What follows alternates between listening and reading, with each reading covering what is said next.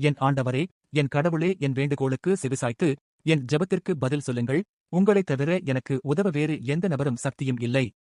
என் ஆத்துமாவைக் காத்து என்னை விடுவித்தருளும். நான் வெட்கப்பட வேண்டாம், நான் உம்மை நம்பியிருக்கிறேன். சங்கீதம் 25:20. எனக்காகப் போரிட உனது தேவதைகளை விடுதலை செய். என் உயிருடன் போராடும் ஒவ்வொரு எதிர்மறை சக்தியையும் விழுங்குவதற்கு என்னுள் இருக்கும் நேர்மறை சக்தியை மேம்படுத்துங்கள். முடிவில் கர்த்தர் என் சோதனைகளை சாட்சிகளாகவும் என் வடுக்களை நட்சத்திரங்களாகவும் என் ஏமாற்றத்தை இயேசுவின் நாமத்தில் நியமிப்பதற்கு நான் ஜெபிக்கிறேன். ஆமென். My Lord and my God, listen to my petition, answer my prayer. Beside you I have no other person or power to help me. O keep my soul, and deliver me. Let me not be ashamed, for I put my trust in thee. Psalm 25 verse 20. Release your angels to fight this battle for me. Empower positive force within me to swallow every negative force battling with my life.